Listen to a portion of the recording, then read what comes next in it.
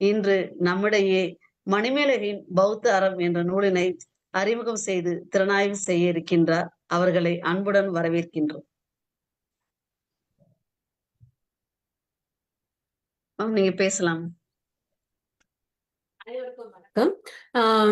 இது இந்த ஒரு நல்ல வாய்ப்பை வழங்கிய முனைவர் சுபாஷினி அவர்களுக்கும் இலக்கிய கூடல் மதுரை கிளை தமிழ்மரபு அறக்கட்டளைக்கும் எனது நன்றியை தெரிவித்துக் கொள்கிறேன். இந்த இது எனக்கு மிகவும் பிடித்த ஒரு பௌத்தம் துறை அப்படிங்கிறதுனால எனக்கு ரொம்ப ஆர்வமா இருந்தது இந்த நூல். அரங்கமளிகா அரங்கமளிகா பத்தி மேடம் அரங்கமளிகா பத்தி உங்க எல்லாருக்குமே நல்லா தெரியும். இப்ப நம்ம இறைவாணி வேற சொல்லிட்டாங்க. தமிழ் பேராசிரியர் இலக்கியம் உங்க எடுத்து பெரிய நூலா எழுதியிருக்கிறப்போ அதை அவங்கள விட அதுவும் பௌத்தம் அவங்களோட உரையை கேட்டவங்களுக்கும் தெரியும் அவங்களுக்கு பௌத்தத்துல எவ்வளவு ஆழங்கால் பட்டவங்கன்னு. அதனால பெண்ணியம் அதை பத்தியும் அவங்களுக்கு அதுலயும் அவங்க நிறைய எழுதியிருக்காங்க. அவங்க கட்டுரையெல்லாம் நான் முன்னாடியே பெண்ணிய கட்டுரைக்கு தான் படிச்சிருக்கேன். இந்த கீற்று இதழெல்லாம் வரும். அப்போ இந்த மாதிரி இலக்கியம், பெண்ணியம், பௌத்தம், இந்த இதெல்லாம் நல்ல மூணு சேர்ந்து இருக்கிற ஒருத்தங்க இத பெண்ணிய பார்வையில மணிமேகலை இல மனைவிகளை காட்டும் பௌத்த பேரடம் என்ற ஒரு நூல் எழுதிருக்கு. இவங்கள வர ஒரு சிறந்த பொருத்தமான ஒருத்தவங்க இருக்க முடியாது. இந்த நூல் நிறைய நிறைய செய்திகள் சொல்றது. ஆனா அந்த செய்திகள்லாம் அவ்வளோத்தையும் என்னால அப்படியே சொல்லிட முடியுமா எனக்கு அந்த அளவுக்கு தெரியல. ஓரளவுக்கு நான் நிறைய குறிப்பு எடுத்து வச்சிருக்கேன். நான் என்னால முடிஞ்ச அளவு நான் சொல்றேன். இப்போ நான் என்னோட பவர் பாயிண்ட் ஷேர் பண்றேன்.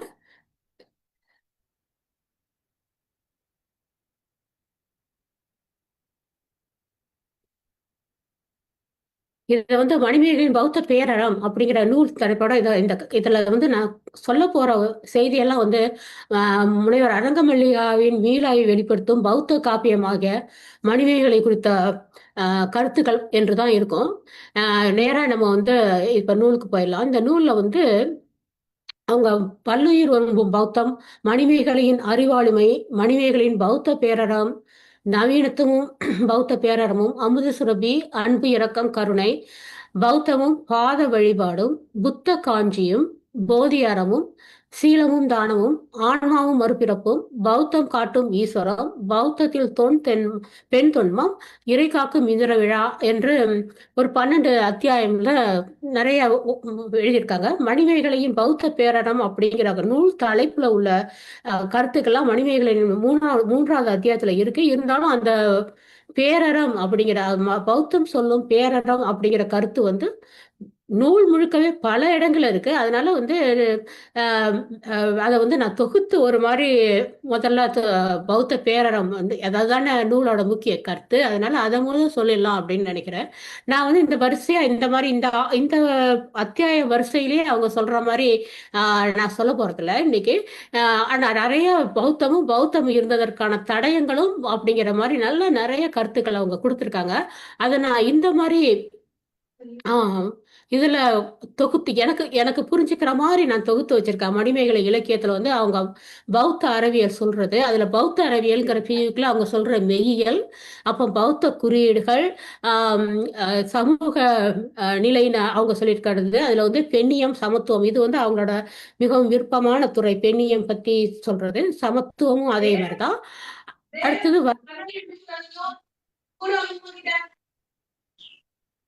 அடுத்தது வரலாற்று சான்றுகள். அதுல அவங்க இலக்கியத்தை பத்தி, தொல்லியல் பத்தி சொல்லியிருக்காங்க. இதுல கொஞ்சம் எப்படி இது பௌத்த நவீனத்தோட ஒப்பிட்டு இருக்காங்க. அதையும் எப்படி பௌத்த கருத்துக்கள்லாம் மடைமாற்றப்பட்டது அப்படிங்கிறதையும் சொல்லியிருக்காங்க. நான் இந்த இந்த இந்த சட்டகத்துக்குள்ள வச்சுட்டு தான் நான் இன்னைக்கு சொல்ல போறேன். இத இங்க வச்சிருக்கேன். நிறைய படம்லாம் கிடையாது. இது நான் சொல்ல போற கருத்துக்கெல்லாம் வரிசையா இருந்ததுல எனக்காக குறிப்புக்காக நீங்களும் பார்த்துட்டே வர்றதுக்காக சொல்லியிருக்கேன். முதல்ல எல்லாருக்கும் மணிமேகலை நம்ம எல்லாருக்குமே தெரியும். ஆனா எந்த அளவுக்கு ஒரு ரொம்ப இந்த அதுல வர்ற தெய்வங்கள் அந்த கதையெல்லாம் பத்தியா கதையெல்லாம் எனக்கு தெரியல. அதனால நான் கொஞ்சம் சின்ன அறிமுகம் மாதிரி முதல்ல கொடுத்துடலாம் அப்படின்னு நினைக்கிறேன். மணிமேகலை நமக்கு நல்லா தெரியும். இந்த இரட்டை காப்பியத்துல 50 காப்பியங்கள்ல மதுரை கூட வணிகர் சீத்தலை சாத்தனார் எழுதிய நூல். இது வந்து பௌத்த கொள்கைகளை சொல்வதற்காகவே அவர் எழுதின நூல். அதுல வந்து அந்த மணிமேகலைங்கிற அந்த பாத்திரமே வந்து அவங்க வந்து எப்படி பௌத்தத்துல அவங்க வந்து கொள்கையெல்லாம் பரப்புறாங்க, அவங்க அந்த சமயத்துல என்ன சமூக சூழ்நிலை என்ன மாதிரி இருந்தது அப்படிங்கிறதுக்கு சொல்றதுக்காக எழுதினது. இதுல கதையில படி மணிமேகலை வந்து கோவலன் கண்ணகியோட ஐ மீன் கோவலன் மாதவியோட மகள். இவங்க வந்து கோவலன் மாதவிகை மகளா வந்து இவங்க வளர்ந்த இதுல இந்த மாதிரிதான் ஒரு பெரிய பொண்ணா இருக்கிறப்போ இருந்ததுல இருந்து கதை தொடங்குது. இது இரட்டை காப்பியத்தோட தொடர்ச்சி. அதனால மணிமேகலை வந்து அப்போ வந்து இதுல பூம்புகார்ல இத்திர விழா நடக்க போகுதுன்னு சொல்லி எல்லாம் விழா ஏற்பாடு பண்றாங்க. ஆனா வந்து மாதவியும் மணிமேகலையும் அதுல கலந்துக்க ஆர்வம் காமிக்கல. அப்போ அவங்க மாதவியோட அம்மா வந்து சொல்றாங்க இந்த மாதிரி போய் கலந்துக்கிறதுக்கு. அப்போ அவங்க சொல்றாங்க முடியாது, நான் வந்து நானும் போறதில்ல, என் பொண்ணையும் அனுப்ப போறதில்ல, மணிமேகலையும் அனுப்ப போறதில்ல, அது அவங்க வந்து என் பொண்ணுங்கிறதோட கோவலன் கண்ணகியோட பொண்ணு அப்படின்னு சொல்லி எல்லாம் சொல்றாங்க. அதை கேட்டுக்கிட்டு இருந்த மணிமேகலை பூ தொடுத்துட்டு இருந்தவங்களுக்கு அவங்களுக்கு அவங்க கண்ணகி கதையெல்லாம் கேட்டு கண்ணெல்லாம் கலங்கி அப்படி கண்ணீர் விடுறாங்க. அவங்க பூ தொடுத்துட்டு இருந்ததெல்லாம் அது பட்டு அது உடனே அதுல நனைஞ்சோடனே அவங்க அம்மா சொல்றாங்க, மாதவி சொல்றாங்க, நீ போய் வேற பூ பறிச்சுட்டு வா அப்படின்னு சொல்றாங்க.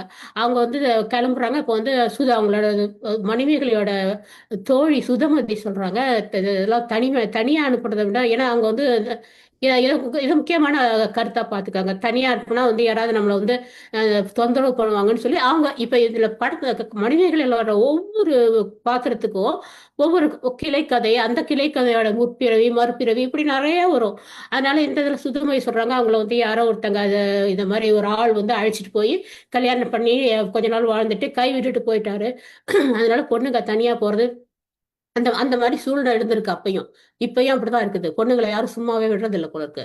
அவங்க வந்து அழைச்சிட்டு போய் அவங்க கூட போறாங்க. அப்ப அந்த அவங்கள வந்து அந்த சோழ இளவரசன் வந்து உதயகுமாரன் வந்து உதயகுமாரன் பார்த்துட்டு அவங்களுக்கு அது ரொம்ப பிடிச்சிருது. அதனால வந்து தொந்தரவு பண்ணிக்கிட்டே வராரு. இவங்க போய் ஒரு இதுல ஒளிஞ்சுக்கிறாங்க.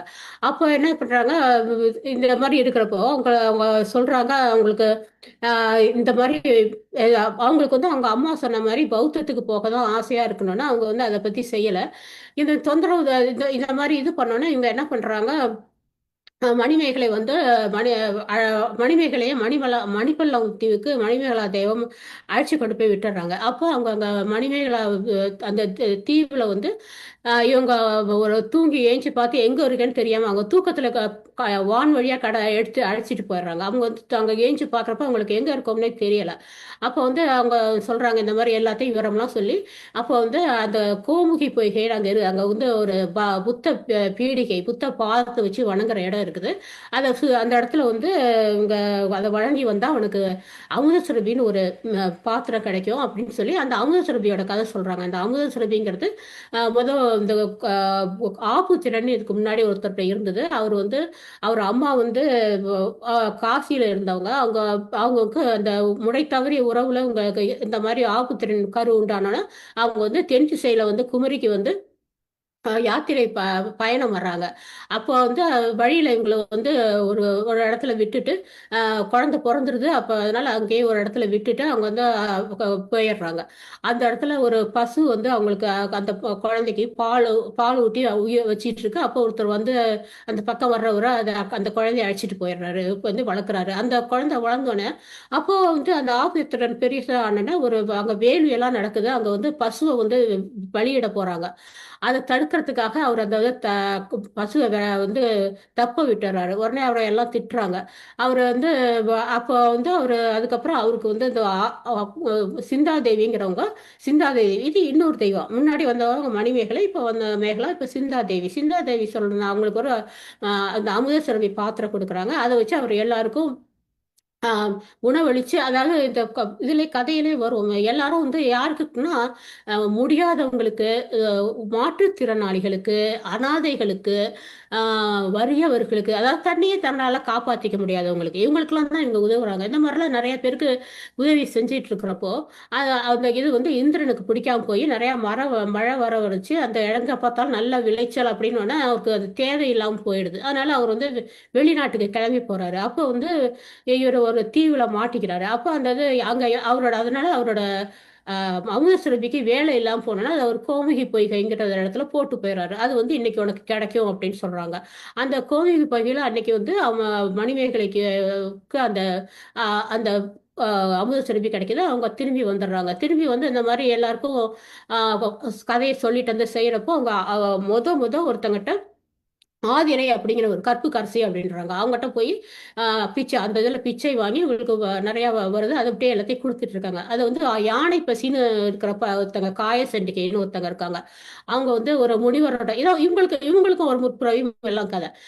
அவங்க வந்து ஒரு முனிவர் வந்து 12 வருஷமா சேர்த்து வச்சிருந்த ஒரு பழத்தை வந்து அவரு குளிக்க போன சமயத்துல இவங்க கவனக்குறைவா சிதைச்சிடுறாங்க.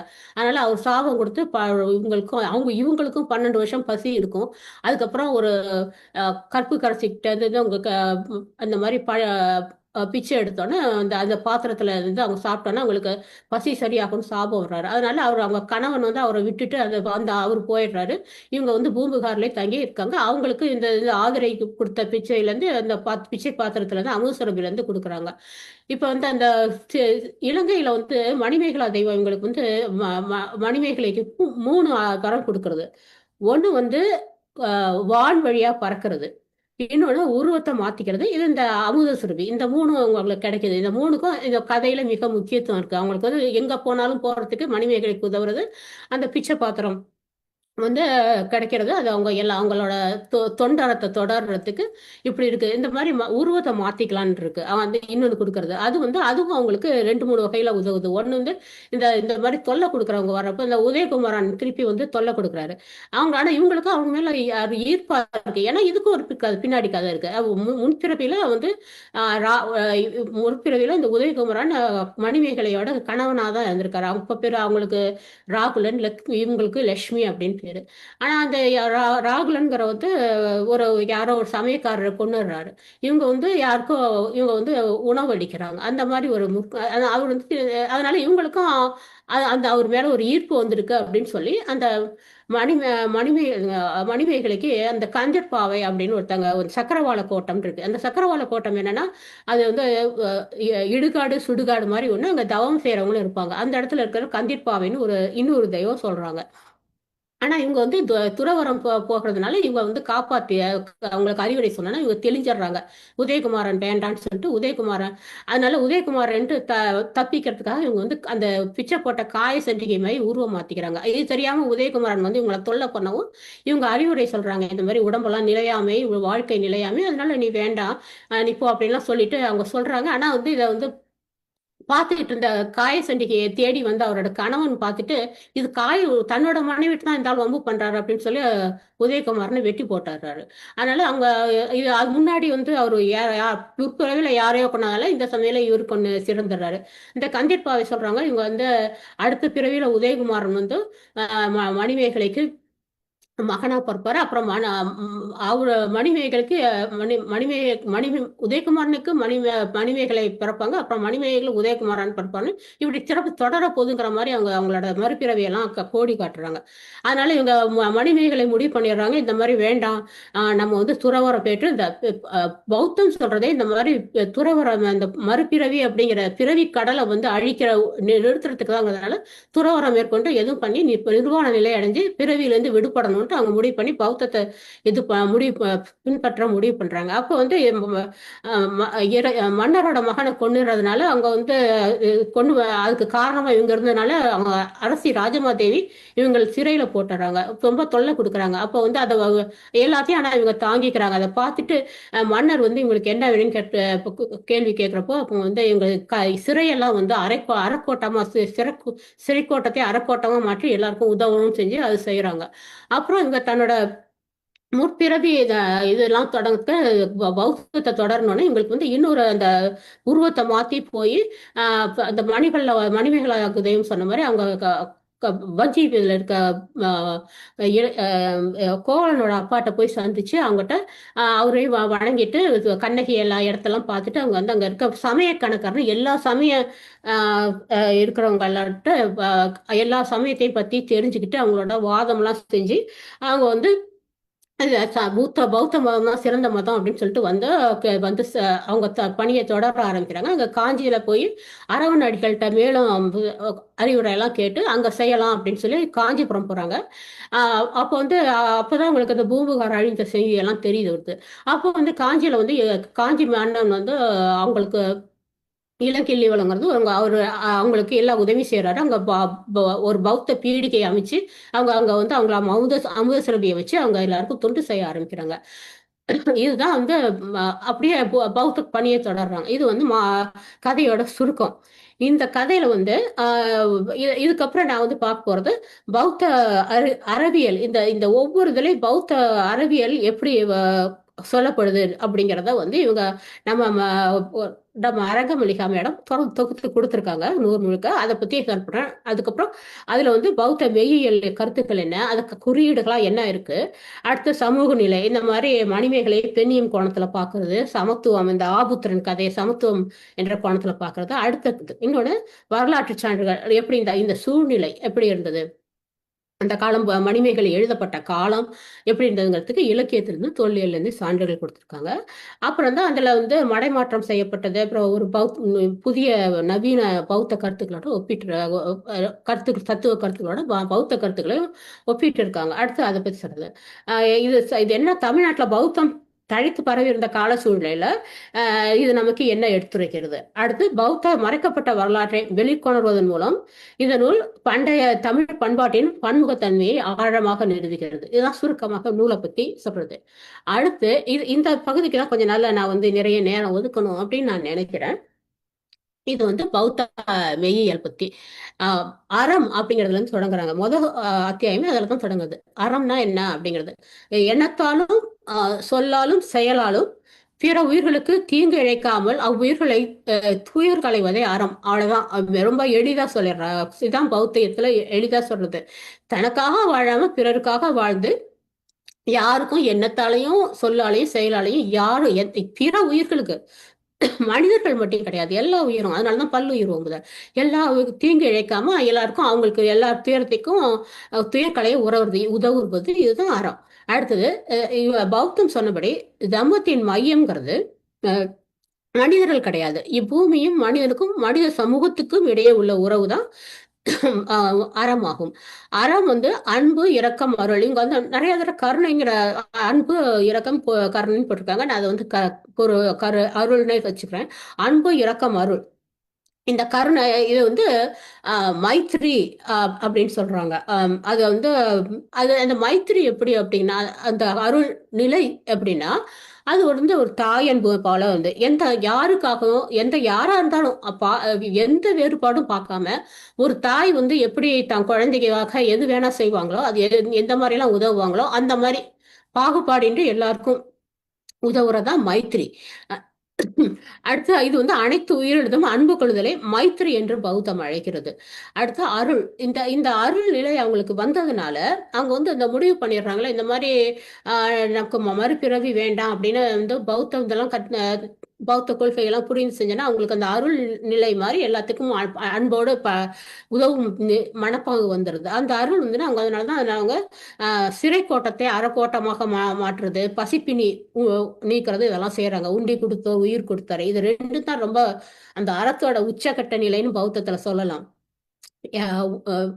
உண்டி கொடுத்தோர் உயிர் கொடுத்தோர்னு எல்லாருக்கும் உயிர் கொடுக்குற அளவுக்கு மாதிரி பசியை நீக்கிறது.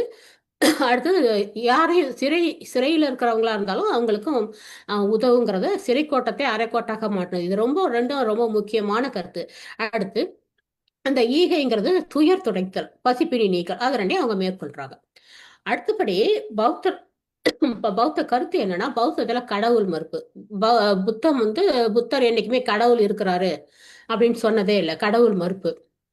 அதே போல ஆன்மாவும் மறுப்பு. ஆன்மாங்கிறது நம்ம உயிர்ங்கிறது ஆன்மா அப்படிங்கிற மாதிரி கொள்கையில தான் அது இருக்கு. ஆன்மா மறுப்பு. ஆன்மா உயிர் போன்றது, அது மறைந்து விடும். அதனால புத்த கொள்கையை அனாத்மா அப்படின்னு சொல்றாங்க. உயிரே ஆன்மாவாக செயல்படுகிறது, அது வடிவமற்றது, அது ஒரு முறை பிரிந்து விட்டால் மீண்டும் பிறப்பதில்லை. பேட்டரியில பவர் போயிடுச்சுன்னா போனதுதான், அந்த மாதிரி. அடுத்து நிலையாமை. அடுத்து அனித்திய கொள்கை. இது வந்து உடல்ல வந்து உடல் நிலையாமை, வாழ்வில் இன்பங்களும் அழியக்கூடியவை, அனைத்து அழிவிற்கும் அனைத்துமே உலகில் தோன்றிய அனைத்துமே அழிவிற்கு உரியது. உடலின் மரணத்துக்கு பிறகு உயிர் என்றோ ஆன்மா என்றோ எதுவும் நிலைத்திருப்பதில்லை. இதுதான் பௌத்தத்தின் முக்கியமான கோட்பாடு.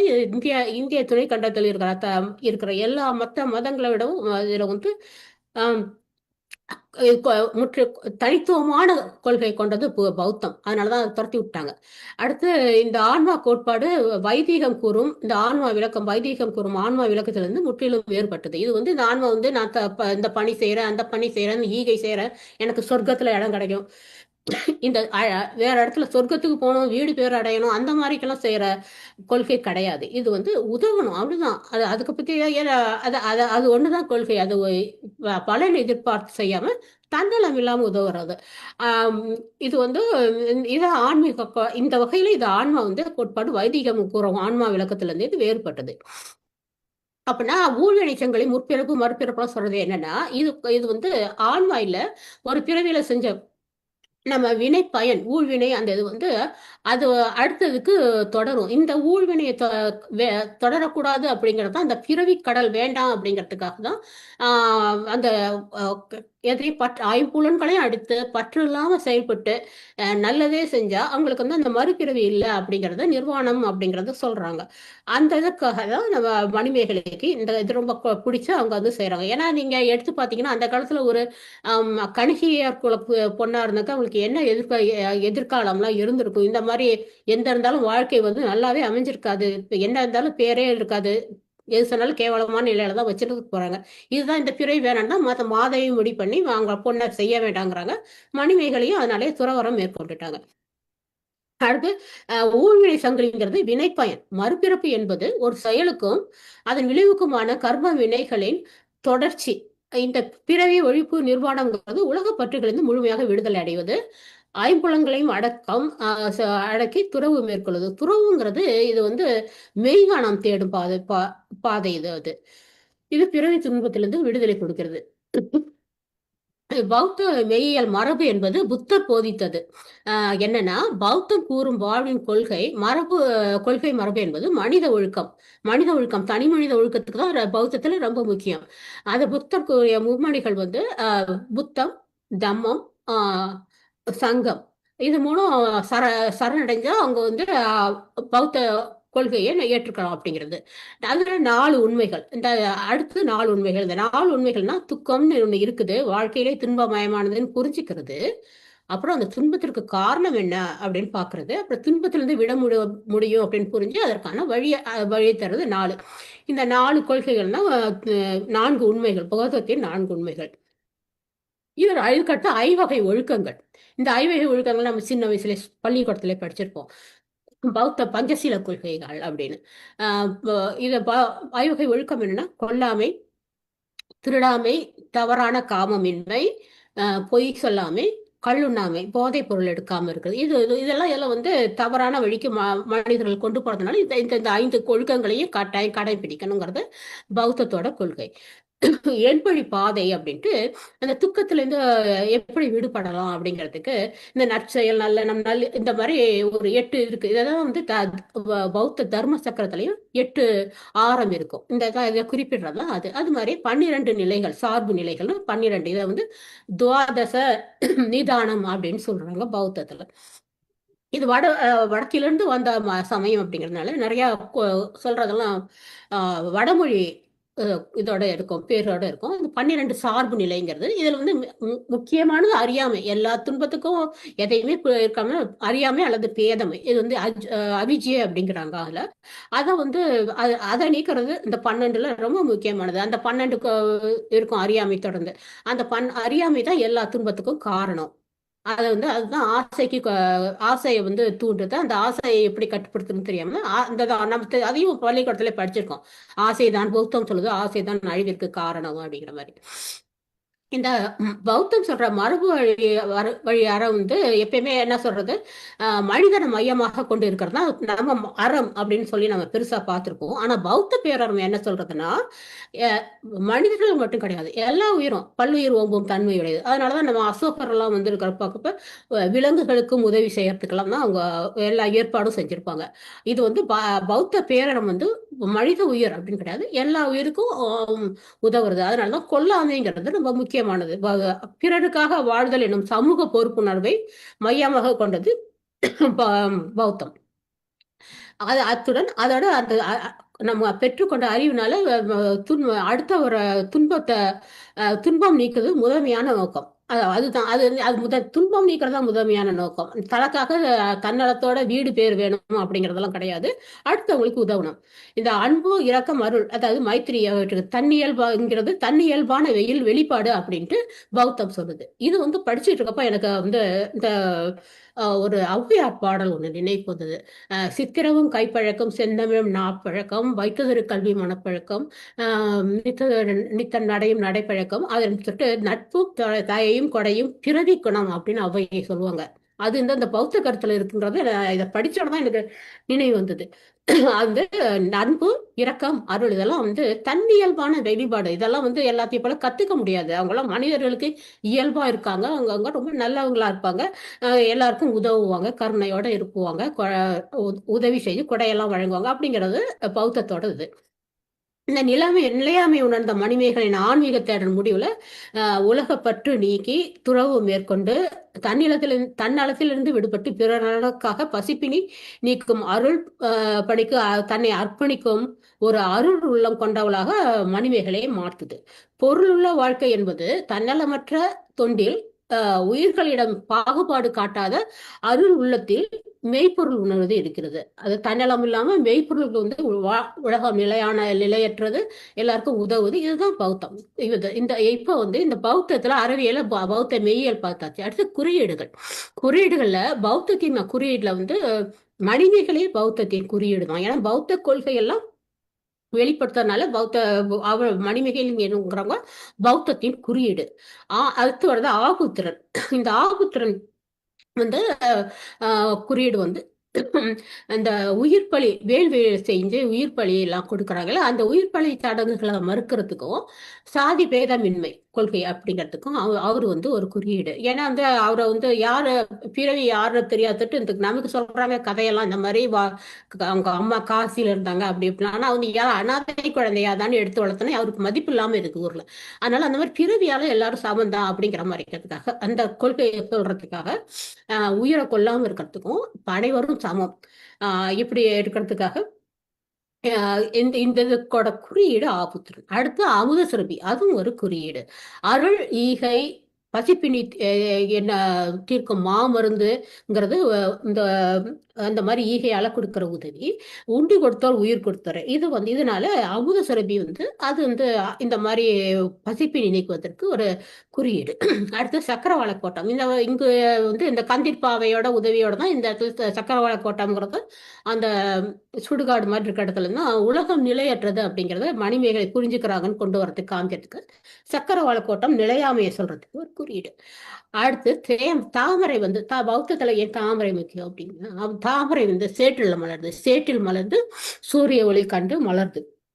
அது மாதிரி ஆசை எனும் சேட்டுல இருந்து மனிதர்கள் வந்து அதுல இருந்து அறவுரை கேட்டு மெய்யுணர்வு நிலையை அடையிறதுக்கு தாமரை வந்து ஒரு குறியீடு. இது வந்து பௌத்தத்தின் குறியீடுகளுக்கு, அது பௌத்த குறியீடுகள் இந்த மாதிரி கதையில வந்து வருது. அதுல வந்து அடுத்தது நம்ம பார்க்க போறது அந்த பெண்ணியம். இந்த நூல்ல வந்து அக்கால சமூக குறைபாடுகளை அவங்க காமிக்கிறாங்க. இந்த மாதிரி ஆபுத்திரன் கதையில பாக்குறப்ப தெரியுது, இந்த மாதிரி இந்த சாதி பேதம் இருக்கிறது தெரியுது. அது வந்து அது ஆபுத்திரன் எதிர்கொள்வது, இது வந்து ஒரு சமூக நிலை, அது வந்து சமத்துவம் அப்படிங்கிறதுக்காக சொல்றது. இந்த பெண்ணியம்ங்கிறது கொஞ்சம் என்ன வீடியோ பார்க்கலாம். ஏன்னா வந்து இது வந்து மரங்கமளிகாக்கிற பிடிச்ச துறை இல்லையா. பௌத்தத்தில் அறிவு சார்ந்து இயங்குவதற்கு பாலினத்து தடை இல்லை, அப்படி துறவு மேற்கொள்றதுக்கும் தடை இல்லை அப்படிங்கிறது பௌத்தத்துல இருந்திருக்கு. அதனால அறிவாளுமையுடன் அவங்க வந்து பல சமய கணக்கர்கள் வாதம் செய்து உண்மை தெரிந்து பௌத்தத்துல சேர்றாங்க மணிமேகலை. ஆனா இதை பாக்குறப்போ இது வந்து பௌத்தத்துல இருக்குது. ஆனா அந்த சமயத்துல அந்த சுற்றுச்சூழல் எப்படி இருந்திருக்குன்னா, மற்ற சமயத்துல பெண்களுக்கு இந்த வைதீகத்துல இருக்கவங்களுக்குலாம் அவங்கள வந்து ஒரு நுகர்வு பொருள் மாதிரி தான் எப்பயுமே பார்க்கறாங்க. அதனால அந்த அந்த மற்றவங்களுக்கு அந்த உரிமை, கல்வி எல்லாம் அந்த அளவுக்கு இல்லை, மற்ற பெண்களுக்கு இல்லை. ஆனா அதனால அவங்க வந்து இந்த மாதிரி ஆஹ் இது வந்து பௌத்தத்துல இருக்கு, மற்றவங்களுக்கு அது கிடைக்கல. ஆனா வந்து இதை வந்து நீக்கிறதுக்காக தான் அவங்க மாறு வேடம் போடுற நிலையே வருது. ஆண் மாதிரி போட்டுட்டு போய் சமய கணக்கர்கள்ட்ட பிற சமயத்துல அதுதானே காமிக்குது. இந்த ஒரு ஆண் வேடம் போட்டு அவங்க வந்து அடுத்த சமய கொள்கைகள்லாம் அறியணும்னா அவங்களுக்கு பெண்ணா இருக்கிறதுனால முடியல அப்படிங்கிறத காமிக்கிறதுக்கு, இது வந்து இத சூழ்நிலையை காமிக்கிறதுக்கு இந்த மாதிரி அவங்க மாறு வேடத்துல போனாங்க அப்படின்னு சொல்றாங்க. இவங்க வந்து மனிதர்கள் வந்து வெறும் பௌத்த துறவி இல்லை, உங்க பேரறிவு கொண்ட அறிவாளுமை. ஏன்னா பௌத்தத்துல இப்போ ஆஹ் இப்ப இப்ப இப்ப பெரியாரோட சொல்றதோட ஒப்பிட்டு பார்க்குற மாதிரி தான் அவங்களே தான உண்மையை அணிஞ்சு அவங்க சரியான பழைய தேர்ந்தெடுக்கணும், தனக்கு கிடைக்கிற தகவல்ல இருந்து அப்படிங்கிறது தான். அந்த மாதிரிதான் இவங்களும் நல்லா எல்லாத்தையும் கற்று தெளிந்து இவங்க வந்து பௌத்தத்துக்கு போறாங்க. அதனால இது வந்து இந்த மாதிரி இவங்க அறிவாளுமையா இருக்காங்க. சாதாரண பொண்ணு இல்ல, சாதாரண துறவி இல்ல. எல்லாத்தையும் நல்லா தெரிஞ்சு எல்லா சமய கொள்கைகளையும் ஒப்பிட்டு தெளிந்து பௌத்தத்தை தேர்வு செய்து அந்த அளவுக்கு அவங்க அறிவாளுமையோட இருக்காங்க. அதை வந்து அவங்க நல்லா எல்லாருக்கும் உதவுறதுக்கு பயன்படுத்திருக்காங்க. அது வந்து இது வந்து சமூக நிலையை பத்தி இருக்கிற ரெண்டு பிரிவு, இந்த பெண்ணியம் பத்தியும் சமத்துவம் பத்தியும் பௌத்தத்துல எப்படி கொடுத்திருக்காங்க அப்படிங்கிறத இவங்க மேடம் அரங்கமல்லிகா சுட்டி காட்டுறாங்க. அடுத்தது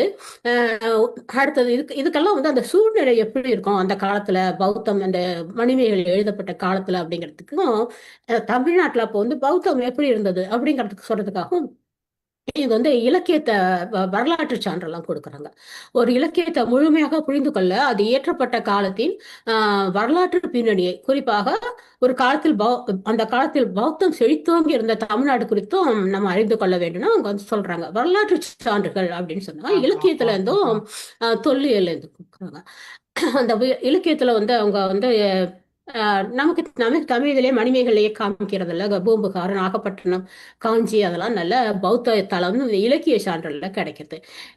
அதுக்கு நம்ம இதுல இருந்து தவிர்த்து பிற அடுத்த அடுத்த நாட்டு அறிஞர்கள் எழுதுனதுல இருக்குது. கிபி 7ஆம் நூற்றாண்டுல காஞ்சிபுரத்துக்கு வந்திருக்க பௌத்த பயணி வந்து யுவான் சுவாங் வந்து அங்க காஞ்சி எப்படி இருந்தது அப்படிங்கிறதுக்கு சொல்றாரு. காஞ்சியில இந்த சைவ காஞ்சி, வைணவ காஞ்சி, விஷ்ணு காஞ்சி, ஜைன காஞ்சி மாதிரி புத்த காஞ்சி பகுதியும் எப்படி இருந்தது அப்படிங்கிறதுக்கு யுவான் சுவாங் எழுதின குறிப்புல இருந்து நமக்கு நிறைய தெரிஞ்சுக்க முடியும். 7ஆம் நூற்றாண்டுல அவர் காஞ்சிபுரத்துக்கு வந்தப்போ அங்க 100க்கு மேற்பட்ட பௌத்த பள்ளிகள் இருந்தது, விகாரைகள் இருந்தது அப்படிங்கிறத அவர் பதிவு செஞ்சிருக்காரு.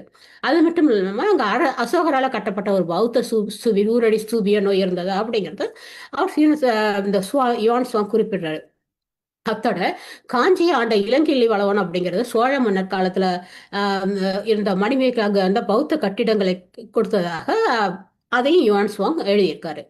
அது மட்டும் இல்லாம மேலும் நமக்கு பௌத்த நூல்கள்ல இருந்து நிறைய தெரியறது வந்து பெரிய பௌத்த அறிஞர்கள் ஆசாரிய புத்த கோஷர், அப்புறம் அப்புறம் வந்து சீனாவில் வந்து ஜென் மத பௌத்தத்தை நிறுவிய போதி தர்மர் நிறைய கொடுத்துருக்காங்க. நான் வந்து எனக்கு நினைவுக்கு இருந்தது, அதாவது சொன்னோன்னே எனக்கு என்னால புரிஞ்சுக்க முடிஞ்ச அறிஞர்களை பத்தி சொல்றேன். வந்து புத்த கோஷர், போதி தர்மர், தர்மபாலர், இந்த நாலந்தா இவர் வந்து பௌத்தத்துல ரொம்ப அறிஞரா இருந்துட்டு நாலந்தா பல்கலைக்கழகத்தில் தலைமை பேராசிரியரெல்லாம் இருந்தவர். இது போன்ற உலக பெற்ற பௌத்த அறிஞர்கள்லாம் இருந்தாங்க அப்படிங்கிறது நமக்கு தெரியுது. தொல்லியல் சான்று, அடுத்த இலக்கிய சான்று, தொல்லியல் சான்று.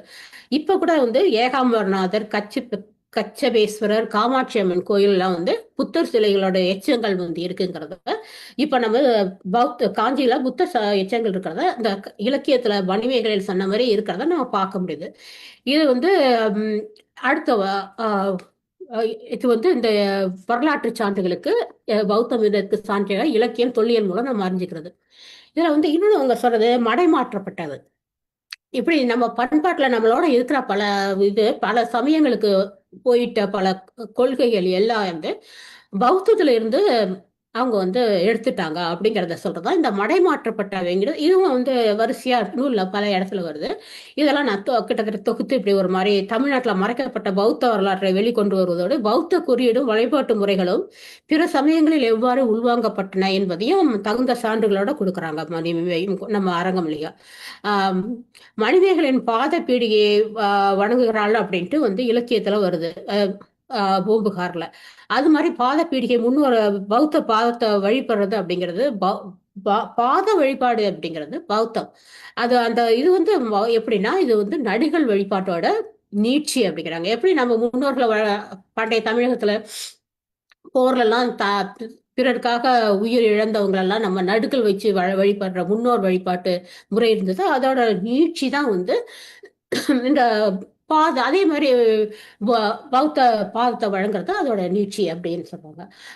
அது வந்து அதே மாதிரி சமணர்களுக்கும் நிசீதிகை அப்படின்னு அவங்க வந்து சல்லேகனம் வடக்கிருந்து உண்ணானன் இருந்து உயர்றப்போ அவங்களுக்கும் ஒன்று இருக்கும். இந்த மாதிரி அந்த முன்னோர்கள் நமக்காக வாழ்ந்து மக்களுக்காக வாழ்ந்து செயற்கரிய செய்தி மறைந்தவர்களுக்கு இருக்கிறது இந்த நடுகள் போன்ற ஒரு அமைப்பு தான் பாத பீடிகை. அதை வந்து பாத வணக்கம் வந்து நம்ம பௌத்தத்துல ரொம்ப இருக்கிறது. இது ஆரம்ப காலத்துல புத்தர் மறைஞ்சதுக்கு அப்புறம் புத்தருக்கு எந்த உருவம் எதுவும் கிடையாது. அப்போ வந்து ஆனா அவரை வழிபடுறதுக்கு பாதத்தை வச்சு வழிபட்டாங்க. பின்னாடி வந்து காந்தாரம்லாம் வந்து இந்த அலெக்சாண்டர் ஐ மீன் அந்த சமயத்துலதான் வந்து காந்தார பக்கத்துல அலெக்சாண்டர் காலத்துல இந்த காந்தார கலையெல்லாம் வளர்ந்தப்போதான் இந்த கனிஷ்கர் காலத்துல இதுக்கெல்லாம் 1ஆம் நூற்றாண்டு வந்துருது. அப்போ வந்து பௌத்தமே இரண்டா பிரிபட்டுடுது. ஹீனயான மகாயானம் தேரவாத பௌத்தம் இந்த மகாயான பௌத்தம். காஞ்சிபுரம் வந்து மகாயான பௌத்தைய கொண்ட கொள்கையை கொண்டிருந்த இடம். அப்போ வந்து அங்க அப்பதான் பௌத்தருக்குன்னு முத ஒரு உருவ வழிபாடுங்கிற சொல்லி வந்தது புத்தருக்கு தான். அந்த புத்தரை ஒரு உருவம் கொடுத்து வணங்க ஆரம்பிச்சது பௌத்தம் தான். அதுக்கு முன்னாடி பாத வழிபாடு தான். இந்த பாத வழிபாடு என்ன ஆயிடுச்சு, இப்ப போனாலும் நமக்கே தெரியும் ராமர் பாதம் அப்படின்னு சொல்லுவாங்க. இப்ப கூட பாத்தீங்கன்னா வேதாரண்யம் பக்கத்துல கூட ஒண்ணு இருக்கும். இந்த அகத்தீஸ்வரம் அப்படிங்கிறது பக்கத்துல ஒரு இடம் இருக்கும். ராமர் பாதம். இது வந்து இங்க இருந்தா ராமர் இந்த ஏரி பார்த்து இலங்கைக்கு போக முடியுமான்னு பார்த்தாரு அப்படிங்கிற மாதிரி எங்க பார்த்தாலும் இந்த மாதிரி தான் இருக்கும். கிருஷ்ண இதுக்கு வந்து கோலம் போடுறவாங்க சின்ன கிருஷ்ண பாதம். இந்த மாதிரி அது வந்து போயிடுச்சு, மடைமாற்றம் செய்யப்பட்டு போயிடுச்சு அடுத்த சமயத்துக்கு. அதே மாதிரி அவரே தூக்கிட்டாங்க, ஒரு அவதாரமா வச்சுட்டாங்க. அது மாதிரி நின்று இருந்த கோலம், அமர்ந்த கோலம், இருந்த கோலம்னு நம்ம புத்தர் சிலை எந்தெந்த வகையில பார்ப்போம்னோ அதெல்லாமும் வைணவத்துக்கு போயிடுச்சு. அதே மாதிரி சங்கு சக்கரம் எல்லாம் போயிடுச்சு. பௌத்த அது தாமரையும் போயிடுச்சு. இந்த முன்னாடி வந்து துவராடைன்னு கேவலமா பேசுவாங்க. துவராடைன்னு இந்த நம்ம தேவாரத்துல படிச்சா கூட பௌத்தர்கள் சமணர்கள் போட்டிருக்க காவி உடைய அவங்க சொல்லுவாங்க. அந்த மாதிரி அதுவும் போயிடுச்சு. இன்னொன்னு சொல்றது வந்து உங்க பண்டிதர் அயோத்திதாசர் இதுல வந்து சொல்றாங்க, பௌத்த துறவிகள் சமாதி நினைவாக வைக்கப்பட்டது அங்கலிங்கம்னு ஒண்ணு. அவங்க வந்து ஒரு சமாதி வச்சு அங்க ஒரு கல்லு வச்சு செய்வாங்க. அது வந்து பௌத்த பண்டிதர் அயோத்திதாசர் படி இந்த இந்த கருத்துப்படி அங்கலிங்கம் என்பது பரிவு நிர்வாணமுட்ட சங்கத்தாரை குழியில் வைத்து அதன் மீது எழுப்பப்பட்ட ஸ்தூபியை குறிக்கும். இததான் இந்த இதை வந்து லிங்க வழிபாடா வைதிகம் மாற்றிடுச்சு அப்படின்னு சொல்றாங்க. அடுத்து சூடாமணி நிகழ்ந்துல வாமன் நம்ம கூட இப்போ வந்து நம்ம கண்ணனோட நம்ம பேசிட்டு இருந்தது இதுல வந்து வாமன் அவதாரம். இப்போ சூடாமணி நிகழ்வு படி வாமன் அப்படிங்கிற சொல்லே புத்தரை குறிக்கப்பட்டது. இதெல்லாம் மடைமாற்றம் செய்யப்பட்டது அப்படின்னு சொல்றாங்க. அப்புறம் வேற என்ன இருக்கு,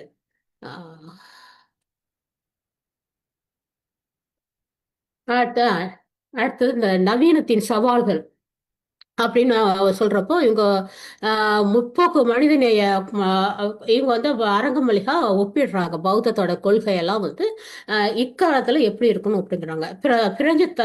பிரெஞ்சு தத்துவ மேதை மிஷேல் ஃபுக்கா அப்படிங்கிற வந்து அறிவு வந்து அதிகாரத்துக்கும் ஏறனும் தொடர்புடையது அப்படிங்கறத சொல்லியிருக்காரு சுட்டி காமிச்சு. ஆனா வந்து பௌத்தத்துல நம்ம இந்த மணிமேகலை வந்து என்ன செய்யறாங்கன்னா அந்த அறிவு அதை கிட்ட கேட்ட அதிகாரத்தை வந்து அவங்க வந்து எல்லாருக்கும் உதவி செய்யறதுக்கு உதவுற மாத்திட்டாங்க அப்படின்னு வந்து இதுல வேறுபாட காமிக்கிறாங்க.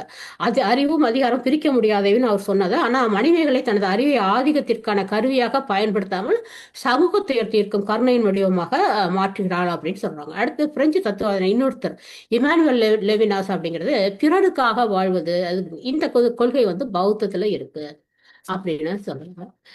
அடுத்து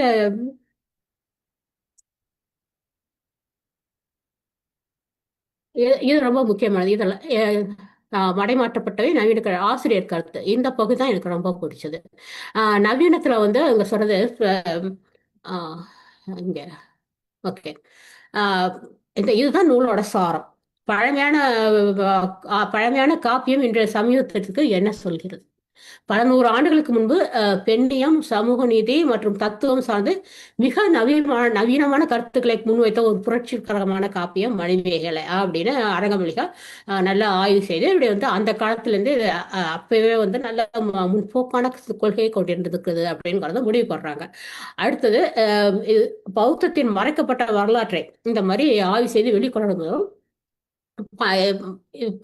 அந்த காலத்துல பண்டைய தமிழகத்திலேயே நல்ல பன்முகத்தன்மை இருந்திருக்கிறது அப்படின்னு. இது வந்து நம்மகிட்ட இப்பயும் பொருந்தது. நம்ம இதில் அந்த இப்போ வர திருப்பரங்குன்ற இதுல இருந்து வரலது பாக்குறோம். நம்ம எப்பயுமே பன்முகத்தன்மையோட தான் இருந்திருக்காங்க தமிழர்கள் அப்படிங்கிறதையும் இது வந்து அப்பவே இருந்தாங்கிறதுக்கு சான்று. அப்புறம் அமுத சுரபி, இது இன்னும் எனக்கு இன்னொரு பிடிச்ச கருத்தா இருந்தது. அமுத சுரபிங்கிறது வெறும் கொடை அல்ல, அதுதான் வந்து எல்லாருக்கும் இயலாதவர்களுக்கு உதவுறதுக்கு அது இருக்குது. இந்த இயலாதவர்களுக்கு உதவுகிற கொள்கை வந்து அந்த அந்த கால தமிழகத்துல இருந்திருக்கு, நிறைய இருந்திருக்கு. அமுத சுரபி வெறும் கொடை அல்ல, அது ஒரு ஒடுக்கப்பட்ட உரிமைக்காக பண்பாட்டு ஆயுதமாக உயர்த்தி பிடிக்கும் அடையாளம், சமூக நீதி குறியீடு, துன்பமில்லாத வாழ்க்கைக்குமான அடிப்படை உரிமை குரல், கூட்டு விடுதலைக்கான குரல் அப்படின்னு சொல்றாங்க.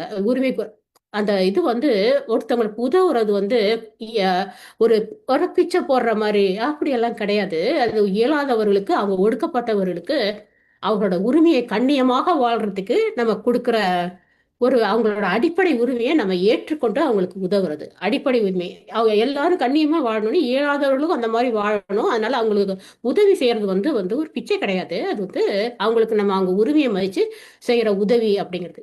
எனக்கு இதுவும் இந்த காலத்துல இருக்கிற மாதிரிதான் தோணுச்சு. ஏன்னா உரிமை தொகை அப்படிங்கிற மாதிரி இருக்கிறதா தோணுச்சு. இது ரொம்ப அருமையான நூல். வந்து எல்லாரும் ஒருத்தர் நிச்சயம் படிக்கணும். நான் எல்லா கருத்தையும் என்னால் சொன்னேன்னு தெரியல, நான் முக்கியமான கருத்தை இவரையா சொல்லிட்டேன்னு நினைக்கிறேன். ஆனா இதோட இன்னொன்று வந்து இவங்க அரங்க மல்லிகா மேடம் வந்து இந்த மாதிரி இப்ப இந்த காலத்துக்கு பொருந்திருக்கா அப்படின்னு அவங்க வந்து பாக்குறாங்க பாருங்க. அது மாதிரி பார்த்தோன்னே எனக்கும் வந்து ஒரு தோணுச்சு. இந்த கால உடனே இந்த Universal Declaration of Human Rights அப்படின்னு ஒன்று 1948 வந்து கொண்டு வந்தாங்க. அந்த கருத்து உலகம் முழுக்கவும் எல்லா மனிதர்களுக்கும் இருக்கிற அடிப்படை உரிமை என்னென்ன அப்படின்னு சொல்றது. நான் வந்து சாட் ஜிபிட்ட போய் அந்த அடிப்படை உரிமைகள் வந்து எந்த மதத்துல ரொம்ப சிறந்து இருக்கு அப்படின்னு எனக்கு எப்பயுமே அதுக்கு கியூரியாசிட்டி இருக்கும். அதனால போயிட்டு உலக மதத்தெல்லாம் ஒப்பிட்டு பார்த்து எந்த மதம் வந்து அந்த மாதிரி அடிப்படை உரிமைகளை பின்பற்றுது அப்படின்னு கொஞ்சம் பார்த்து சொல்லு அப்படின்னு சொன்னேன்னா, அது வந்து அந்த ஒரு ஆய்வு செஞ்சு கொடுத்தது சாட் ஜிபிடி. அதை வந்து நான் உங்களுக்கு காமிக்கிறேன். இது வந்து அவங்க வந்து எப்படி வந்து அந்த அப்பவே சொன்ன அந்த இமானுவேல் லெவினாஸ் அந்த மாதிரி பிறர்க்காக வாழ்வது அந்த மாதிரிலாம் ஒப்பிட்டு பார்க்குறாங்களா, அது மாதிரி இது வந்து நவீனத்தில் இதோட ஒப்பிட்டு பார்க்குறது. இதுதான் அந்த யூனிவர்சல் ஹியூமன் ரைட்ஸ் டிக்ளரேஷன். இது வந்து 1948 வந்தது. அதை போய் கேட்டதுக்கு அதில் வந்து எனக்கு இதை பார்த்தீங்கன்னாலே உங்களுக்கு தெரியும். அது வந்து கிறிஸ்டியானிட்டி, இஸ்லாம், ஜூடிசம், அந்த யூத மதங்கள் அந்த இதுல இருந்து வந்த ஆபிரகாமிய மதங்களை பத்தி கம்பேர் பண்ணிருக்கு. அடுத்து இந்துயிசம், புத்திசம் அப்படின்னு கம்பேர் பண்ணியிருக்கு. இதுல வந்து இது வந்து முக்கியமான கொள்கைகள், அடிப்படை உரிமை கொள்கைகள். இதை வந்து எப்படி நிறைவு செய்வது, ஒவ்வொரு மதமும் எப்படி அதோட இசைந்து போகுது அப்படின்னு பார்த்துருக்கு. இதுல வந்து பாக்குறப்போ மொத்த மதத்தை பத்தி எல்லாம் சொல்றதை விட்டுலாம், அப்புறம் ஏதாவது வம்பு வந்து சேரும், இதுக்காக சொல்றாங்க அப்படிங்கிற மாதிரி. புத்திசம் வந்து பாத்தீங்கன்னா 100% அந்த காலத்துல ஆரம்பிச்ச ஒரு கொள்கை. ஏன்னா புத்தம் வந்து சமயமா ஆரம்பிக்கல, ஒரு இயக்கம் போல ஆரம்பிச்சு ஒரு அற வழியில நடத்துறதுக்கு வழிபடுத்ததானே, அப்புறம் தானே அது நிறுவனமயமானது. ஆனா அது கொள்கையெல்லாம் அப்பவே வந்து 100% இப்ப இருக்கிற அடிப்படை உரிமைகளை பண்ணியிருக்கு அப்படின்னு பார்த்து கிறிஸ்டியானிட்டில வந்து 66%, இஸ்லாம், ஜுடாயிசம் எல்லாம் 61% தான். புத்திசம் வந்து இந்த காலத்துல புதுசா ஆரம்பிச்சிருக்காங்க, செக்குலர் ஹியூமனிசம். அது போல ஒரு 100 ஆஹ், அஹ், சதவீதம் அது வந்து இருக்கு அப்படின்னு பார்த்து, இது வந்து இதை வந்து நான் இதை வந்து மேடம் அரங்கமொழி காட்ட காமிக்கணும்னு எனக்கு ரொம்ப ஆர்வமா இருந்தது. இது வந்து எவ்வளவு உங்களுக்கு பிடிக்கும் அப்படிங்கிறதுக்கு இத்தோட என் உரையை முடிச்சுக்கிறேன். நன்றி. ஆனால் வாய்ப்பு கொடுத்ததற்கு மிக்க நன்றி.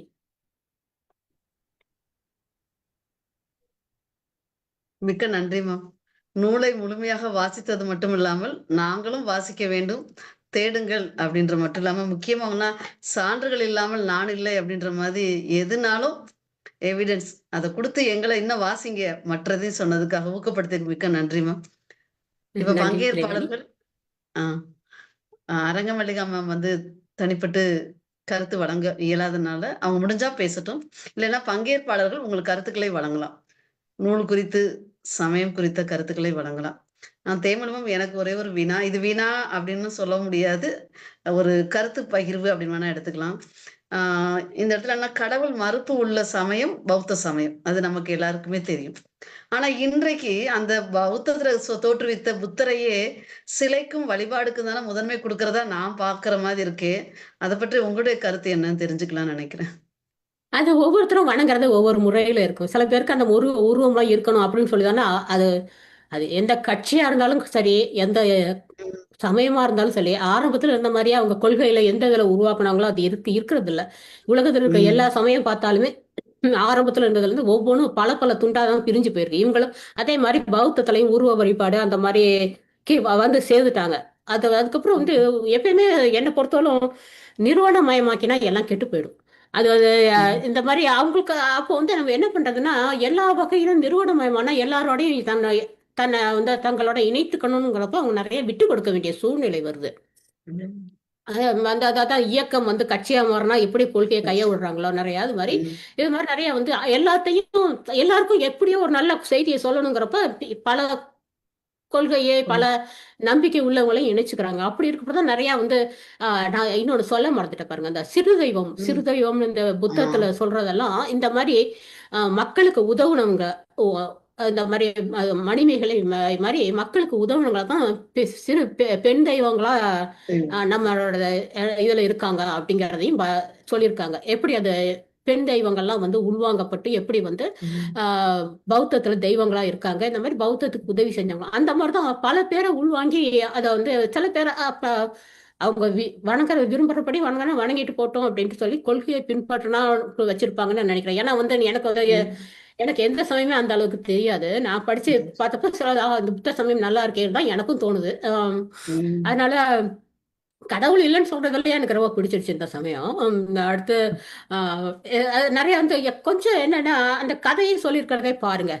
மணிமேகலை இப்ப வந்து நேரா வந்து ஒரு அவங்க வந்து பசிப்பினியை நீக்கினாங்க அப்படின்னு சொல்றதுக்கு இல்லாம எல்லா கொள்கையும் பௌத்த கொள்கையெல்லாம் சொல்றதுக்காக ஒவ்வொரு பாத்திரம் உள்ள நுழைச்ச மாதிரி வச்சிருக்காங்க. ஆபுத்திரன் கதையெல்லாம் நேரா வந்து மணிமேகலா தெய்வம் அவங்களுக்கு பாமதேஸ்வரத்தையே கொடுத்துருக்கலாம். அதை ஏன் விட்டுட்டு வச்சிருந்தா இன்னொரு ஒரு இடையில ஒரு பாத்திரம் வச்சு ஆபுத்திரன் அவங்களுக்கு ஒரு முற்பேறி வச்சு அந்த மாதிரி அப்படியெல்லாம் சொல்ல வர்றதே அந்த அந்த இன்னொரு கதை மூலம் இன்னொரு கொள்கையை சொல்றாங்க.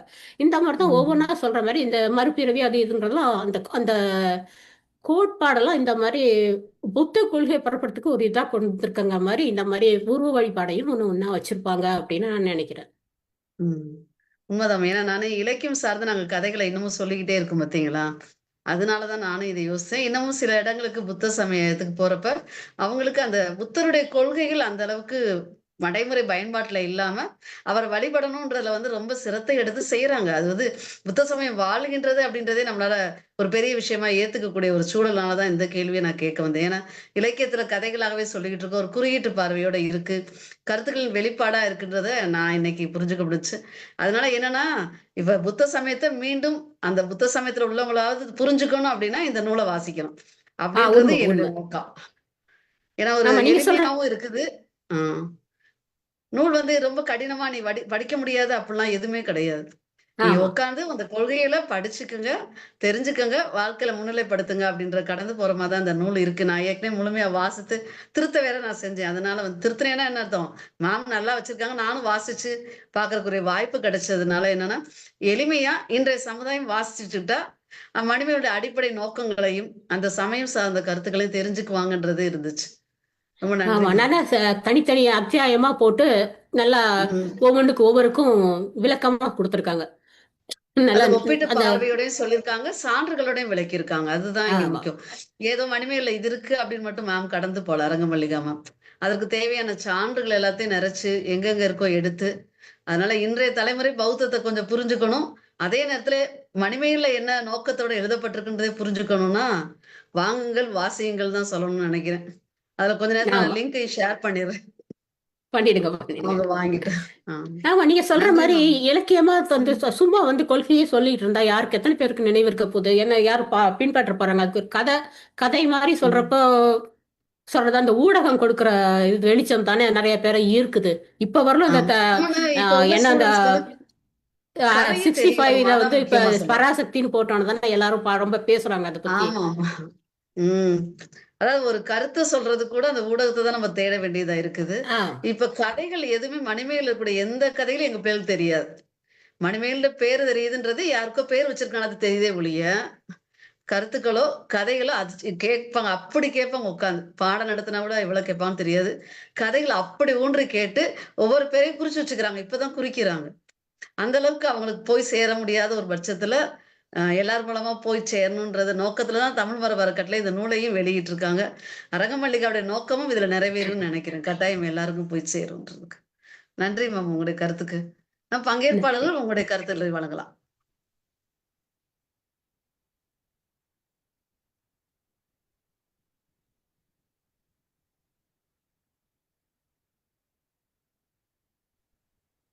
தேமொழி அப்ப மேம் மேம் வணக்கம். வணக்கம் பாப்பா. மேம் எனக்கு ஒரு டவுட். அதாவது என்னோட புரிதலை முதல்ல சொல்லிடுறேன். நான் புரிஞ்சுக்கிட்டது சரின்னா கேள்வி ஆகுது, இல்லாட்டி கேள்விக்கு இடமே இல்லை. சரியா? சரி. நீங்க அந்த மடைமாற்றம் பத்தி ஒண்ணு சொன்னீங்க இல்லையா? ஆஹா. அதாவது மணிமேகலை வந்து தனக்கு கிடைச்ச அந்த ஆதிக்கத்தை வந்து எல்லாருக்கும் சமூகத்துக்கு சேவை செய்யற மாதிரி அதை பயன்படுத்திக்கிட்டாங்க அப்படின்னு சொல்லியிருக்காங்கன்னு சொன்னீங்க. ஆஹா. நான் எப்படி புரிஞ்சுக்கிறேன் அப்படின்னா, அதாவது என்ன இருந்தாலும் நம்மளுடைய சமூகத்துல வந்து பெண் அப்படிங்கிறவ எல்லாருக்கும் உணவளிப்பவள் அப்படிங்கிற ஒரு ஆர்கிடைப் தானே காலங்காலமா இருந்துட்டு வருது. அப்ப இந்த மணிமேகலை காப்பியமும் அவ கையில எது கிடைச்சாலும் திருப்பி அவ அதை நோக்கி தானே போறா. எல்லாருக்கும் அமுத சுரபி ஒண்ணு கிடைச்சிருக்கு, அவ உணவு அளிக்கிறா, இல்லைன்னு சொல்லல. ஆனா பெண் அப்படி, மணிமேகலை ஒரு பெண் அப்படின்னா அவ திருப்பி உணவளிக்கிறா அப்படிங்கிற ஒரு ஆர்கிடைப்புக்குள்ளதானே அது போகுது. அப்படின்னு அது மடைமாற்றமாக ஆகுமா அப்படிங்கிற ஒரு ஐயம் வருது. அதுதான், வேற ஒண்ணும் இல்ல. அப்படின்னா நீங்க சொல்றது சரி. அந்த அந்த கால சூழ்நிலையில அவங்க அப்படி வச்சிருக்காங்க. ஆனா பௌத்தமே சொல்லியிருக்கா இதுக்கு பாலின வேறுபாடு இல்லை அப்படின்னு சொல்லியிருக்கு. நம்ம அதை அப்படியே ஃபாஸ்ட் ஃபார்வர்ட் பண்ணி பார்த்தோம்னா இந்த காலத்துல வள்ளலார் தானே செஞ்சாரு. அது மாதிரி எல்லாருக்கும் பசிப்பினி நீக்கிறதுக்கு தான் இன்னும் எல்லாம் அந்த வடலூர் ராமலிங்க அடிகளார் செஞ்சது அந்த மாதிரி தான் இருக்கு. அவரு மட்டும் இல்லை. இங்க பார்த்தா கிறிஸ்டியானிட்டியில வந்து நம்ம ஆம், மதர் தெரசா அந்த மாதிரி தானே செஞ்சாங்க. அந்த மாதிரி அடுத்தவங்களுக்காக செய்யறது, உதவி செய்யறது அவங்க மருத்துவ சேவை போல செஞ்சாங்க. இங்க பசிப்பினி அதை எந்த அவங்களுக்கு எது வருதோ அப்படி செய்யற மாதிரி தான் இருக்கு. ஆனா அந்த தாக்கம் வந்து அந்த காலத்துல தான் இருக்கலாம் அப்படின்னு நினைக்கிறேன். இன்னொன்று என்னன்னா, இந்த பௌத்தத்துல வந்து மனிதர்கள் வந்து தெய்வம் ஆகலாம் அப்படிங்கிற மாதிரி இது ஒரு கான்செப்ட் நம்ம திருக்குறள்ல சொல்றப்ப வானுரையும் தெய்வத்தில் வைக்கப்படும். எனக்கு வந்து இந்த தெய்வம் அப்படிங்கிற சொல் வந்து சரியான ஒப்பீடுன்னு பார்த்தா இந்த காலத்துல செயின்ட் அப்படிங்கிறாங்கல்ல. இப்ப கூட அவங்கள மதர் தெரசா செயிண்டா மாத்தினாங்க. அந்த மாதிரி ஒரு ஒரு ஒரு இதுதான் எனக்கு தோணுச்சு. ஆனா வந்து இந்த காலத்துல வந்து நம்ம பார்க்க போனா வள்ளலார் செஞ்சிருக்காரு. அதனால வந்து அந்த அந்த காலத்துல அவங்க செஞ்சது அது அந்த காலத்து சூழ்நிலைன்னு வேணா வச்சுக்கலாம். அது வந்து அஹ், அஹ், அ- அந்த அந்த வகையில அவங்க உதவி செஞ்சிருக்காங்க. அது மட்டும் இல்ல, அவங்க சிறை கோட்டத்தை அறக்கோட்டமா மாத்திருக்காங்கல்ல, அந்த ஒண்ணு செஞ்சிருக்காங்கல்ல. அதை வேணா நம்ம மடைமாற்றம் சொல்லலாம். எல்லாருக்கும் திருப்பி அவ ஆமா. சோறு போட்டாதான் மடைமாற்றம்னு சொல்ல முடியாது. திருப்பி பெண் அப்படின்னா இப்படித்தான் அப்படிங்கிற ஒரு இதுக்கு கொண்டு போற மாதிரியே அப்படியும் அப்படிதான் நம்ம அதை புரிஞ்சுக்கணும்னு நான் நினைக்கிறேன். ஆமா, நீங்க அப்படி சொல்றது சரிதான். நீங்க பெண்ணியம் கோணத்துல நல்லாவே பாக்குறீங்க. மணிமேகலைனா நமக்கு என்ன நினைப்பு வருது? கையில எப்பயும் அமுத சுரபியோட தானே நினைவு வருது. ஆமா ஆமா ஆமா ஆமா. மணிமேகலைனாலே அதுதான். கையில அது இல்லாம படம் கூட சில இடங்கள்ல இல்லைன்னு நினைக்கிறேன். ஆமா, தெரியல. படத்துல அந்த பார்த்த ஒரு ஐகான் சொல்ற மாதிரி கையில பாத்திரம் வச்சிருந்தா அங்க மணிமேகலை அப்படிங்கிற மாதிரியே போயிடுச்சு. கையில வேலு வச்சிருந்தா முருகர் மாதிரி, கையில பாத்திரம் வச்சிருந்தா மணிமேகலை அப்படின்னு. அது வந்து ஒரு ஐக்கனோகிராஃபிக்காக வச்சிருது கொஞ்சம் காலத்துக்கு அப்புறம். ம், ம். ஒரு ஒரு நிமிஷம் நான் ஆன்சர் பண்ணிடுறேன் அதுக்கு. ஆ, மேம் சொல்லுங்க. தேமணி மேம், தேமணி மேம், சொல்லுங்க. எக்ஸ்ட்ராடினரி ப்ரெசன்டேஷன் மேம் உங்களோடது. ஐ எம் சோ ரொம்ப சோ நன்றி மேடம். ஹாப்பி. அதை இந்த புத்தகத்துக்கு 100% நீங்க அதை வந்து முழுமைப்படுத்தி இருக்கீங்க நான் உணர்றேன். இன்ஃபேக்ட் என்னால ரொம்ப நேரம் பேச முடியாது, ஆனாலும் எனக்கு வந்து பேசாம இருக்க முடியல. இந்த அனாலிசிஸ்ங்கிறது வந்து ஒரு புத்தகத்தினுடைய வெயிட்டேஜை காட்டுறது தான் அனாலிசிஸ். எப்பவுமே உங்களுடைய உரையில நான் அதை வந்து தனித்துவமா பார்ப்பேன். அண்ட் மோர் ஓவர் உங்களுடைய எல்லா எழுத்துக்களையுமே நான் ரொம்ப சீரியஸா வாசிக்கிற ஆளு. எனக்கு நீங்க இத விமர்சனம் பண்றீங்கன்னப்பவே எனக்கு ரொம்ப சந்தோஷமா இருந்தது. நம்பர் 1. நம்பர் 2, நீங்க வந்து உங்களுடைய உரை முழுவதுமே இந்த ஆடியன்ஸுக்கு எப்படி கொடுத்தா சரியா இருக்கும் அப்படிங்கிறத ரொம்ப ரொம்ப ரொம்ப சிம்பிளிஃபை பண்ணியிருக்கீங்க. அதுக்கு வந்து hats off to you. Number 3, the justification for this book அப்படிங்கிறது, why I have taken this புத்திசம்ங்கிறதுக்கு நீங்க காட்டின அந்த லாஸ்ட் சார்ட், இந்த சார்ட் நீங்க காட்டினதுமே உண்மையிலே இப்படி படுத்துன்னு எழுந்து உட்காந்துட்டேன் நான். ஓ, இதை நோக்கி தான் நான் பயணப்பட்டிருக்கேனோ அப்படிங்கிற ஒரு உணர்வு எனக்கு வந்து இன்னுமே என்னோட உடம்பு புல்லரிக்கிறது. ரொம்ப அழகா நீங்க ப்ரெசன்ட் பண்ணியிருக்கீங்க. நீங்க எடுப்பு, அதனுடைய அதை கொண்டு போன விதம், அதுக்கு நீங்க செய்த அந்த ஜஸ்டிஃபிகேஷன் எல்லாமே வந்து முழுமையான ஒரு முழு பூரணத்துவம், ஒரு முழு சித்திரை மாத நிலவு மாதிரி நான் அதை பார்க்குறேன். இப்போ அதுக்காக என்னுடைய தனிப்பட்ட நன்றியை நான் வந்து தெரிவிச்சுக்கிறேன். நன்றி மேடம். பாப்பாவுடைய கேள்விக்கு ஒரே ஒரு பதில் தான். அபுத்திரன் கையில தான் அது முதல்ல கிடைச்சது. இந்த காப்பியம் வந்து ஒரு லாஜிக் காப்பியம் அப்படிங்கிறதுனால ஆபுத்திரனால அதை செய்ய முடியாம போகும் பொழுது லாஜிக்கா தான் அவ ஒவ்வொரு விஷயத்தையும் புரிஞ்சு புரிஞ்சு புரிஞ்சு அமுத சுரபியை வந்து கையில எடுத்துக்கிறா. அதை நீங்க ரொம்ப அழகா சொன்னீங்க, சிறைக்கோட்டத்தை அறக்கோட்டமா மாற்றியதுங்கிறது. இன்னொன்னு வந்து உணவை வந்து ஒரு ஆண் கொடுக்கறத விட ஒரு பெண் கொடுத்தாதான் அது சரியா இருக்கும். ஒரு தாயால தான் சமமா பகிர்ந்து கொடுக்க முடியும். அது வந்து ஒரு வேளாண் சமூகத்தினுடைய குறியீடு. அது அந்த இந்திர விழால இருக்கும் அந்த விஷயங்கள் எல்லாமே. அதனால வந்து இது மடைமாற்றம் தான். இது மடைமாற்றத்துக்கு பெண்ணு தான் சோறு கொடுக்கணுமா அப்படிங்கிற கேள்வியை நம்ம வந்து ராவா வைக்க முடியாது. ஏன்னா அவ வந்து logically she has taken that ball. அதனால நாம வந்து மடைமாற்றத்துக்கு உரிய ஒரு குறியீடா அமுத சுரபியை வந்து பார்க்குறோம். தமிழ்மரபு அறக்கட்டளைக்கும் டாக்டர் சுபாஷினிக்கும் நான் அதிகமாக மதிக்கிற தேமொழி மேடத்துக்கும், ரொம்ப டைனமிக்கா ஒர்க் பண்ற இறைவாணி போன்ற ஒரு குழுவுக்கும், ஒட்டுமொத்த குழுவுக்குமே என்னுடைய நன்றியை நான் தெரிவிச்சுக்கிறேன். நன்றி. ரொம்ப நன்றி மேம். இப்ப உங்க நோய் பறந்து போயிருக்குன்னு நினைக்கிறேன். அதனால நீங்க புத்தெழுச்சியோட எழுந்து நடமாட ஆரம்பிச்சிருவீங்க. நிச்சயமா நிச்சயமா நிச்சயமாவே எழுந்து உட்கார்ந்துட்டேன். நான் உண்மையாவே எழுந்து உட்கார்ந்துட்டேன். ஆமா, ஏன்னா நீங்க உடம்பு சரியில்லைன்றப்ப என்னால என்னன்னு கூட கேட்க முடியாத ஒரு சூழலா இருந்துச்சு.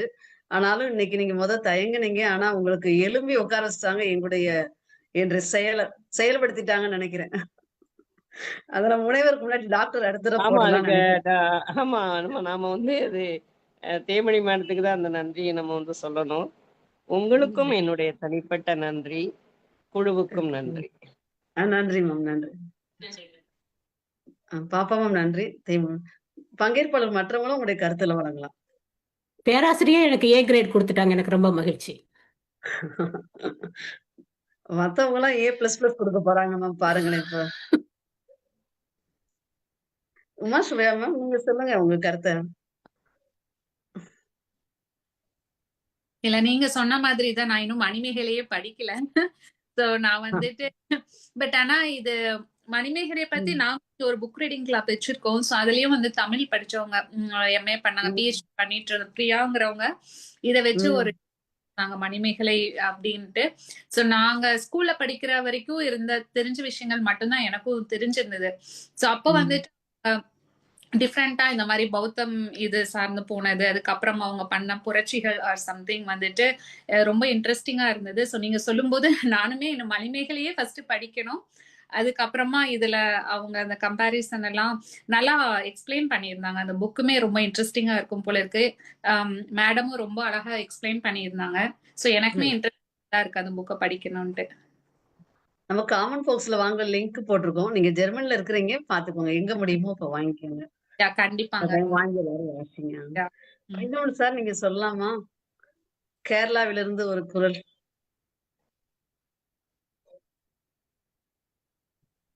வணக்கம். வணக்கம் சொல்லுங்க சார், சொல்லுங்க. இந்த இலக்கிய கூட்டத்துல மொத்தம் தடவையா பங்கேற்கிறேன்.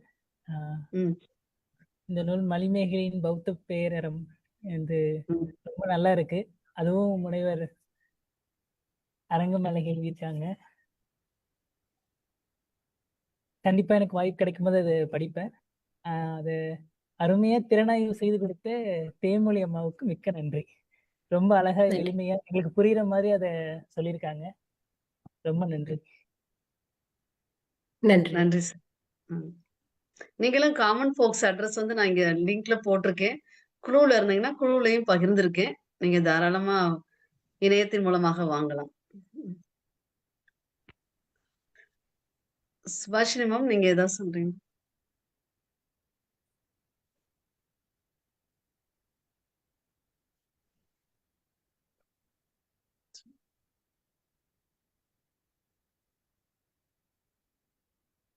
மேம் வேற யாரும் கருத்துரை சொல்லலைன்னா நம்ம நிகழ்ச்சி நிறைவு செய்துக்கலாமா மேம்? எப்படி? ஆ, நிறைவு செஞ்சுக்கலாம். ம், சரி. முனைவர் அரங்க மல்லிகா அவர்கள் எழுதிய மணிமேகலையின் பௌத்த பேரறம் என்ற நூலினை மிக அருமையாக திறனாய்வு செய்து கருத்துக்களை எல்லாம் மிக தெளிவாக, செறிவாக, சான்றுகளோடு பௌத்தத்தையும் மணிமேகலையின் அறத்தையும் எடுத்து வைத்த இன்றைய திறனாய்வாளர் முனைவர் தேன்மொழி அவர்களுக்கு நன்றியினை தெரிவித்துக் கொள்கின்றோம். நோயுற்று இருந்தாலும் கேட்டதும் எழ வைத்தது அவருடைய நூலும், அதனை திறனாய்வு செய்த தேன்மொழி மேம் அவர்களும் என்று நம்புகிறோம். ஆகவே நம்பிக்கையை ஒளியேற்றிய பௌத்தத்திற்கும் மணிமேகலைக்கும் நன்றியை கூறிக்கொள்கிறேன். பங்கேற்பாளர்கள் சிலரே கேள்வி கேட்டாலும் அந்த செவ்வையான கேள்விகளுக்கு நாங்கள் சிரம் தாழ்ந்த நன்றியை தெரிவித்துக் கொள்கிறோம். பங்கேற்று சிறப்பு செய்த அனைவருக்கும் நன்றி. இலக்கிய குடல் நிகழ்ச்சி இத்துடன் நிறைவேறின்றது. மீண்டும் அடுத்த மாதம் இலக்கிய குடல் நிகழ்ச்சியில் சந்திப்போம். நன்றி. மீண்டும் சந்திப்போம். நன்றி. நன்றி. கணேச பாண்டி மதுரையிலிருந்து. சொல்லுங்க. நீங்க ஏதாவது கருத்து சொல்றீங்களா? ஐயா நன்றியா? இல்ல நன்றி உரை சொல்லியாச்சுல, விட்டுருவோம். பரவாயில்ல. நன்றி உரையிலேயே ஒரு நன்றியாவும் சொல்லலாம். கருத்து சொல்லலாம். இல்ல மேம், தேன்மொழி மேம் அவர்களுக்கு முதல்ல பாராட்டுகள். நன்றி. அப்புறம் சகோதரி, நீங்க மற்ற எழுத்தாளர்கள் இருக்காங்க இல்லையா, இப்ப இளங்கோவடிகளை சொல்ற அளவுக்கு சீத்தலை சாத்தனாரா யாரும் சொல்றது இல்லை இல்லையா? இப்ப நீங்களுமே சொல்லிருவீங்கன்னு பார்த்தேன். அந்த பெயரை நீங்க சொல்றவே இல்லை. ஒரு 4-5 முறையாவது நீங்க சொல்லியிருப்பீங்க நான் எதிர்பார்த்தேன். நான் அப்புறம் நீங்க ஆரம்பத்துல சொன்னதோட பெண்களா கதையை பத்தி இருக்கிறதுனால, சொல்றப்ப ஆரம்பத்துல சொன்னேன். எல்லாரும் பெண்களா இருக்கிறதுனால மணிமேகலையே பத்தி சொல்லிட்டே இருக்கிறீங்களோ என்னமோன்னு எனக்குள்ள ஒரு சின்ன சந்தேகம் வருது. ஏன்னா ஆபுத்திரனை பத்தி அவங்க என்ன சொல்லியிருக்கிறாங்க கதையில, அவர்கிட்ட இருந்து எப்படி இது பறிபோனது அப்படின்ற மாதிரியான ஆய்வுகளையும் நீங்க கொஞ்சம் மேற்கொண்டு சொன்னா இன்னும் கொஞ்சம் நல்லா இருக்கும். என்னுடைய தனிப்பட்ட கருத்து, வேற ஒண்ணும் இல்லை. அவ்வளவுதான் மேடம். அதுல சொல்லுங்க. கதை சுருக்கம்னு சொல்றப்ப ஆரம்பத்துல சொல்றப்ப அந்த மாதிரி இது இரட்டை காப்பியத்துல ஒண்ணு, ஐம்பெருங்காப்பியத்துல அதை இவர் சீத்தலை சாத்தனார் ஆமா, எழுதுனது அப்படின்ட்டு ஆமா, ஆபுத்திரன் அப்படின்னு அந்த ஆமா. சொன்னதோட, ஏன்னா அதை பத்தி ரொம்ப அதுக்கு மேல நான் ஒன்னும் விரிவா சொல்லலை. ஏன்னா அந்த நீங்க பௌத்த இல்ல, நீங்க பேரறம் இல்ல. அப்படின்ட்டு யாருமே அந்த அளவுக்கு சொல்ற இளங்கோவடிகள் சொல்ற அளவுக்கு மத்த யாருமே சொல்றது இல்ல. அது அவரை பத்தி தெரியாம போச்சோ என்னன்னு எனக்கு தெரியல. ஒருவேளை அது மாதிரி கூட இருக்கலாம் இல்லையா? அப்புறம் இல்ல, இல்ல. அரங்கம்மா நூலோட நோக்கத்துக்கு மணிமேகலையுடைய பௌத்தரம்ன்றனால மணிமேகலையே எல்லாருமே நாங்க ஃபோக்கஸ் பண்ண மாதிரி ஆயிடுச்சு. வேற ஒண்ணும் இல்ல. அந்த ஒரே ஒரு இருக்கட்டும் பார்வையில பார்க்க வேண்டிய சூழல் அமைஞ்சிச்சு வேற ஒண்ணும். இருக்கட்டும். அரங்கமல்லிகா மேம் என்ன கொடுத்துருக்குறாங்கன்றது எனக்கு இனிமேட்டு தான் படிக்கணும் போல தோணுது. எனக்கு ஒட்டுமொத்தமா மணிமேகலையே மேம் சொல்லியிருக்கிறாங்க. நிறைய உள்வாங்கியிருக்கிறேன். ரொம்ப மகிழ்ச்சியா இருக்கு. இனி அம்மாவுடைய புத்தகத்தை படிச்சுட்டு நம்ம ஏதாவது செஞ்சுக்கிடலாம். அனைவருக்குமே கட்டாயம் வாழ்த்துக்கள், நன்றிகள். நூல் நன்றி. வாசிட்டு உங்களுடைய கருத்துக்களை குழுவுல வழங்குங்க நிச்சயமா ஐயா. நாங்க நிச்சயமா நிச்சயமா உலகத்துக்கெல்லாம் அதை பரப்பிக்கிட்டோம் ஐயா.